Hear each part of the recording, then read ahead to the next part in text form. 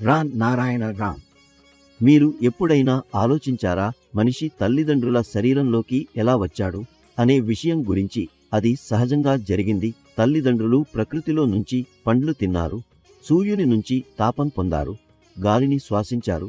ఈ అన్నిటి కలయికతోనే మనం తయారయ్యాం. మనం పూర్తిగా ఈ బ్రహ్మాండంతోనే తయారైన వాళ్ళం. మన లోపల దాగి ఉన్న ఆ శక్తిని మేల్కొలిపేందుకు మనుషులు సృష్టించిన మతం అవసరం లేదు.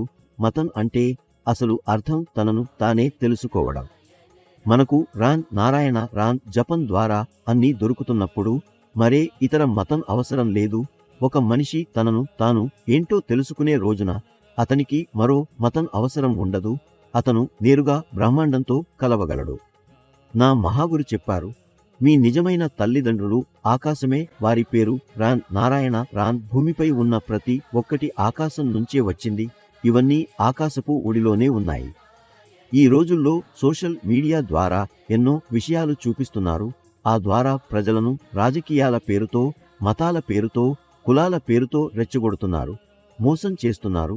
అందుకే ప్రజలకు మంచిదేంటి, చెడిదేంటి అనేది అర్థం కావడం లేదు. అలాంటప్పుడు ఏం చేయాలి? భూమిపై మానవులు తయారు చేసిన విద్యను ప్రకృతి ఆధారిత విద్యగా మార్చాలి. అప్పుడు విద్యా వ్యవస్థలో పెద్ద మార్పు వస్తుంది. భూమిపై ఉన్న చెట్లు, జంతువులు, మనుషుల్ని భూమి ఎప్పుడూ తిడదు. భూమిపై ఉన్న రాజకీయ నాయకులు, న్యాయవాదులు, ఇంజనీర్లు, డాక్టర్లు, టీచర్లు వీళ్లందరూ ప్రకృతిని గురించి ఆలోచించాలి. ఒక్క మహాగురు బాలక్ బ్రహ్మచారి గారే ఎందుకు ఆలోచించాలి? ప్రకృతికి సంబంధించిన ఆ తత్వం ఒక పుస్తకంలో వ్రాసి ఉంటే అది భూమికి ఎంత మేలుగా ఉండేదో. భూమిపై చాలా తెలివిగల వ్యక్తులు ఉన్నారు. వాళ్ళు భూమి తత్వాన్ని అర్థం చేసుకోవాల్సిన అవసరం ఉంది. శాస్త్రవేత్తలు చంద్రుని మీదకి, గ్రహాల మీదకి వెళ్తున్నారు. కానీ వాళ్ళు ముందుగా అర్థం చేసుకోవాల్సింది, అక్కడికి వెళ్లడం వల్ల ప్రయోజనం ఉండదు.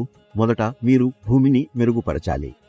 భూమిపై సుమారు 800 కోట్ల మంది ప్రజలు ఉన్నారు. ముందు వాళ్ల గురించి ఆలోచించాలి. ఏ జీవి అయినా, చెట్టు అయినా, నీరు అయినా, గాలి అయినా, సూర్యుడు అయినా చెడ్డ పని చేయడం లేదు. చెడ్డ పని అన్నీ మనిషే చేస్తున్నాడు. భూమిపై జరుగుతున్న తప్పులన్నింటినీ ఒక్కొక్కటిగా సరిచేయాలి.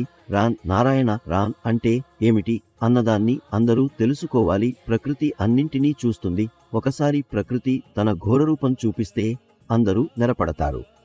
ఇప్పటి వరకు భూమి 52 సార్లు తలకిందులైంది.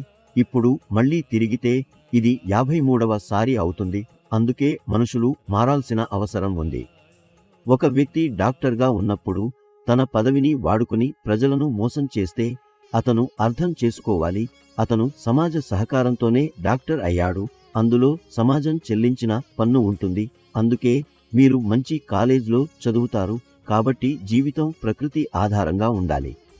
కాబట్టి మీరు రాన్ నారాయణ రాన్ అనే నామాన్ని జపించండి, ధ్యానం చేయండి. మీరు ధ్యానం చేస్తే మీకు ఎలాంటి రోగాలు ఉండవు, ఎలాంటి సమస్యలు రానేవి కావు.